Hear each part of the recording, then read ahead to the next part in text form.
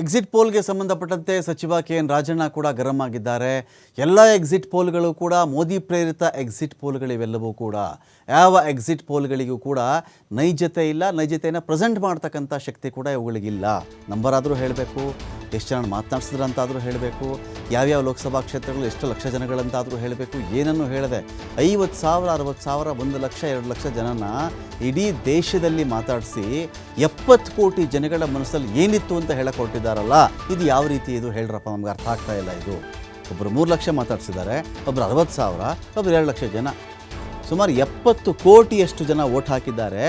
70 ಕೋಟಿ ಜನ ಎಲ್ಲಿ, ಒಂದು 60,000 ಜನ ಎಲ್ಲಿ, 1 ಲಕ್ಷ ಜನ ಎಲ್ಲಿ, 2 ಲಕ್ಷ ಜನ ಎಲ್ಲಿ?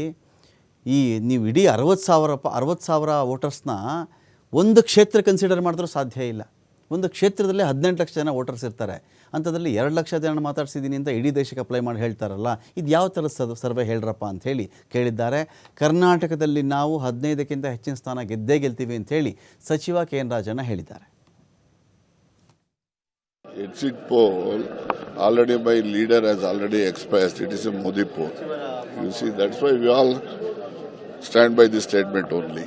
You means that is not true. It is not true because our Karge told in the last assembly elections also, this exit poll all predicted it is only this 1890, it is only hung assembly will be there, 1890, nobody will crash more than 100, definitely it is hung assembly. What happened then? So this we 136 like that only this time also will happen. In Karnataka we will be double digit, more than 15. Exit